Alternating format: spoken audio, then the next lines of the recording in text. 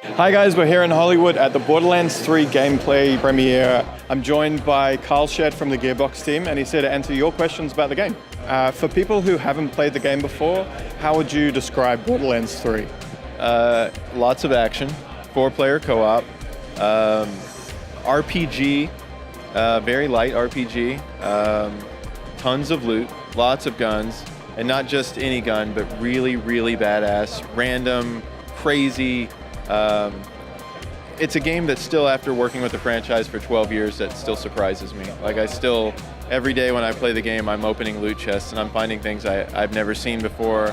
I'm hearing dialogue and commentary I haven't heard before, and I'm discovering things in our skill trees I've never seen before that make me very happy. So it's a very deep shooter-looter experience that doesn't take itself too seriously.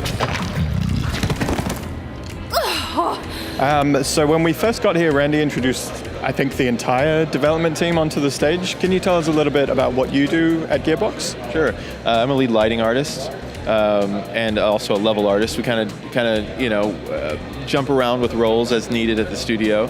So I'm responsible for taking environments that come from the level art team, so they deco everything and make everything look really nice. And then our lighting team is responsible for putting that final touch of composition onto the scene, getting the mood right and the colors and the atmosphere right on point.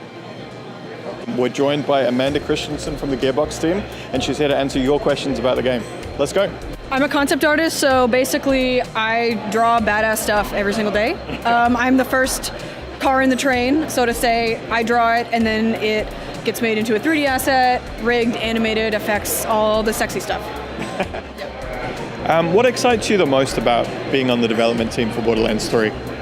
I think it's really exciting to get to carry on the legacy of the series. Like, I worked on the pre-sequel, but for me, like BL1 and 2, I was a huge fan. So getting to jump into this series and make new characters and work on returning characters, it's like a dream come true. It's awesome.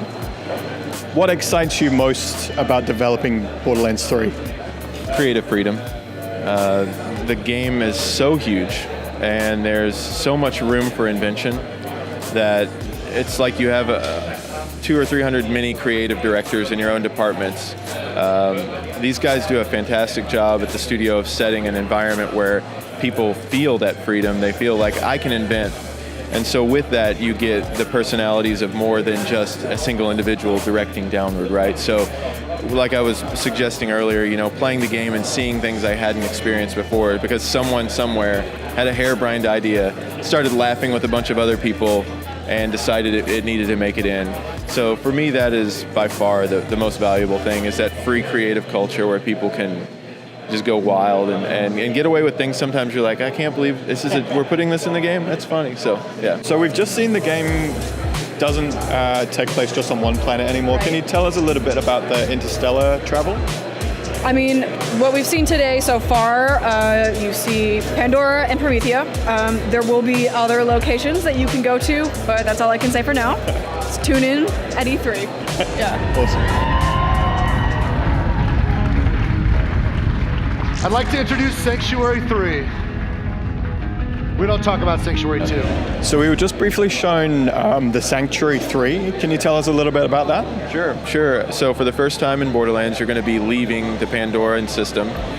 We've been to Elpis, right? But I think fans are a little more curious when they saw the star map at the end of Borderlands 2 to know exactly what that means.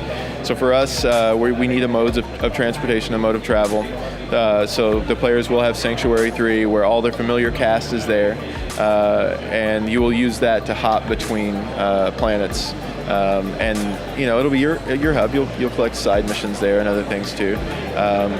But we're so used to being in the desert in Firestone or in Sanctuary and Borderlands 2, very sterile and static. And so to be able to take that on the road, it's like a road trip, right, with all your friends, I think is a huge, huge positive. This is a good one. Are there really 1 billion guns? There's actually more than that. There are so many billions, my brain can't process it. Yeah. The short amount that we just saw, it was absolute chaos on screen. So there was guns with legs, guns bouncing all over the place. I guess from an art perspective, how do you make sure that chaos is being controlled and that it's comprehensive on screen? I think part of that is letting go, to be honest. The designers, sometimes they'll have a crazy idea, and then someone says, is that a gun? I can imagine, I wasn't there for this conversation, but I can imagine someone saying, guns with legs, that's ridiculous. And then maybe there was some tension, and then someone else came in and said, oh my God, guns with legs, that's badass. And then they said, okay, fine, keep it, whatever, everybody likes it. So I think more than anything, it's about kind of letting go and accepting that sometimes weird things are going to come out of it, and someone somewhere is going to love that, and I think that's kind of what gives Borderlands its charm. Okay, so we've just been confirmed that co-op and offline co-op are happening in the game. Can you give us a little more detail on the loot instancing? Sure. So I've experienced this just recently with the Borderlands Game of the Year edition, playing with my sons. I have 3 sons, and I would get to, let's say, level 12 with one, and my next son wants to come in and join us, and he starts at level 1. So we have 2 options. Either we all start over again in Firestone and redo everything again, or we say, okay, we're going to power level you, right? Well, in Borderlands 3, you don't have to do that anymore. Now I can say, son, join on in. He picks up a controller, and his loot and the creatures around him will balance to his skill level. His damage will balance with him. That's roughly correct, but that's the experience he will have. He won't feel like he's going up against skulled enemies that are 10 levels above him. And for me, it was so limiting in the past, that experience that I just explained. And a lot of times it was off-putting, right? It's like, man, I really want to play with this group of friends, but somebody's under level. So to be able to say, hey, it doesn't matter, join the game with me, it's going to be just fine, we'll auto-balance you, it removes some of that barrier to entry. So will there be any more character customization? Yes, we're going to have heads and skins like before, a lot of different options there. There's also the ability to tweak the colors within your skin, which is really cool. That's kind of like a thing from BL1 that some people like that we're bringing back. And then in terms of, your build using the skill trees, the amount of customization and adjustment of like your own personal build is crazy. Like I could be playing Amara and playing her as an up close and personal berserker focusing on phase slam, whereas someone might be playing her more like Maya using the phase grasp, which is kind of like a leveled up phase lock. Very, very different experiences. So which planet in the game did you have the most fun creating? So today you get to see our city, Promethea, our city planet, and that was a challenge because Borderlands, we've been in the desert. Everybody knows this. We've had glimpses of it. We were in Hyperion City in Borderlands 2, but it was a small morsel. It was really tiny.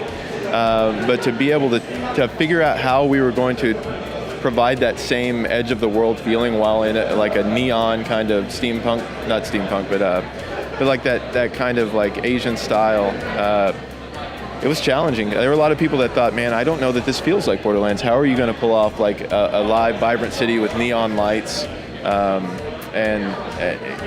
So we worked hard to find what kind of dystopian elements we could kind of bring back to the architecture to not let it feel too comforting, too welcoming. And as you'll see in the gameplay demo that you're going to play, I'm very happy with where we landed, and hopefully you guys are too.